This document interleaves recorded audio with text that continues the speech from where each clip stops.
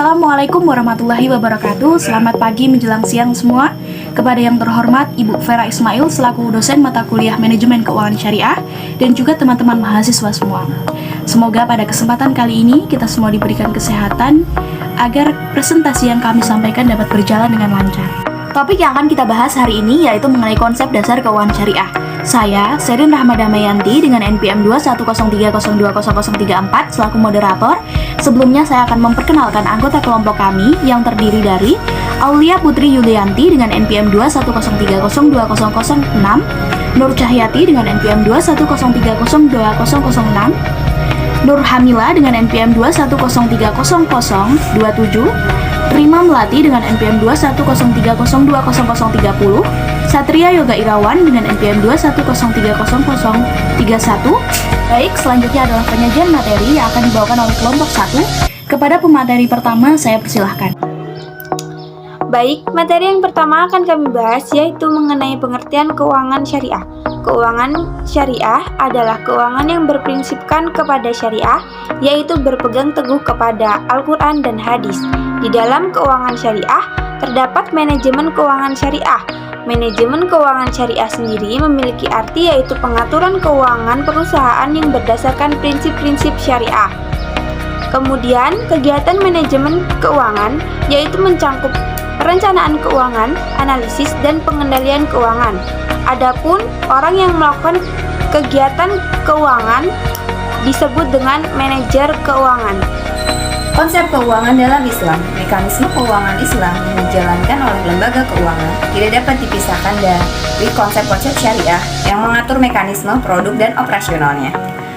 Konsep keuangan dalam Islam diantaranya ada satu, konsep jual beli atau al-bai. Secara bahasa, al-bai berarti mempertukarkan sesuatu dengan sesuatu.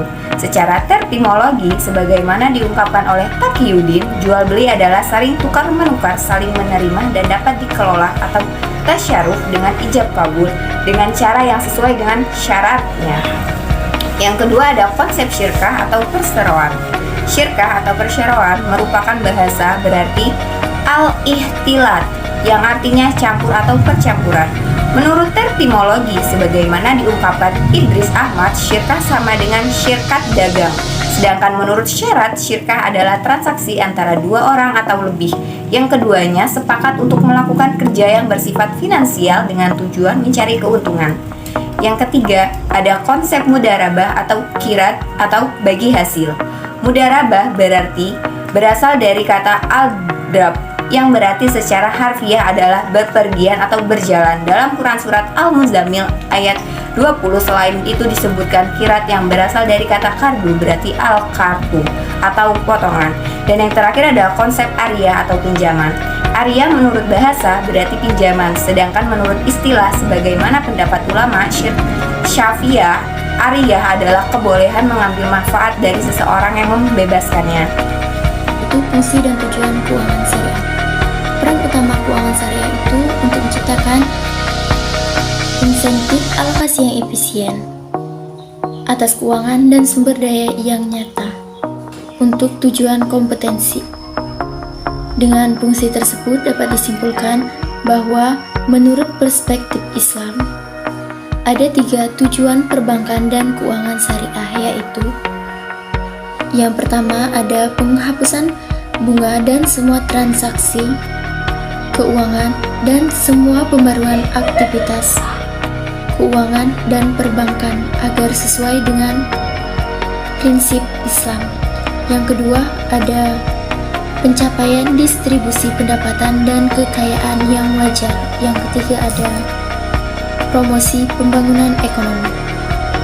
Maka dari itu, tujuan yang ingin dicapai dalam sistem penerapan Islam yang efisien dapat menampilkan beberapa fungsi sebagai berikut. Yang A ada profit social approach. Dalam pendekatan ini, manajer keuangan harus mampu berorientasi pada tujuan mengelola profit dan risiko yang mungkin akan dihadapi.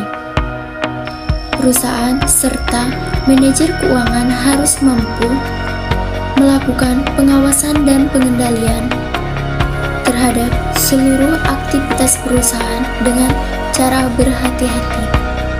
Yang B ada liquidity affordability. Dalam pendekatan ini, manajer keuangan harus mampu berorientasi pada tujuan pengelolaan likuiditas dan affordabilitas perusahaan tersebut.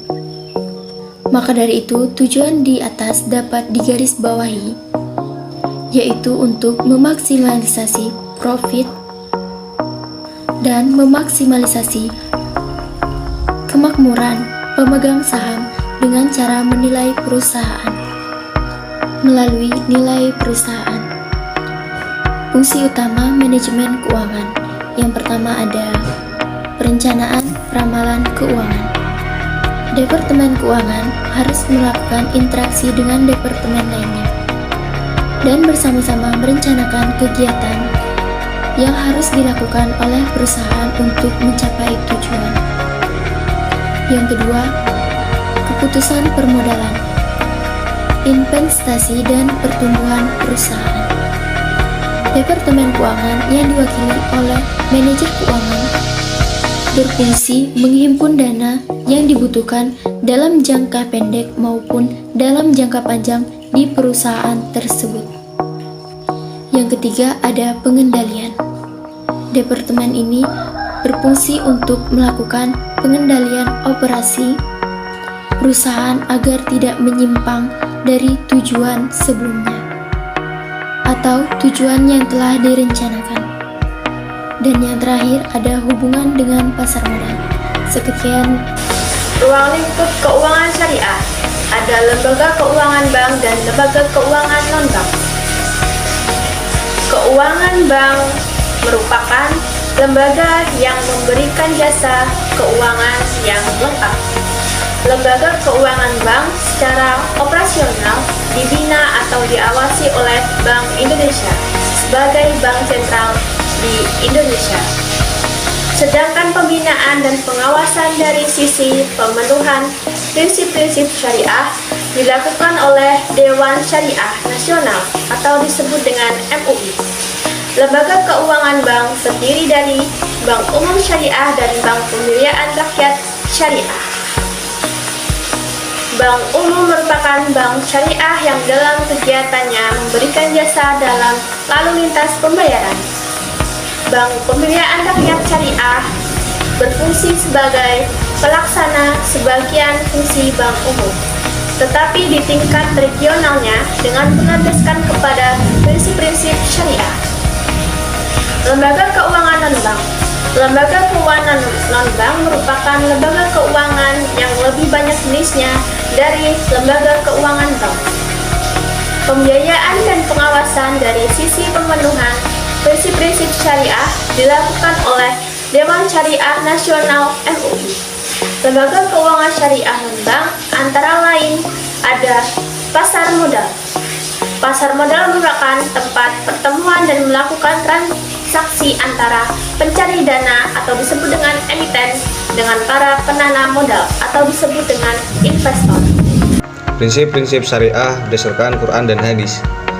Quran yang pertama yaitu Quran surat An-Nisa ayat 29 yang berbunyi, Ya ayyuhalladzina amanu la takulu amwalakum bainakum bil batili illa an takuna tijaratan an taradi minkum wala taqtulu anfusakum innallaha bikum rahimah.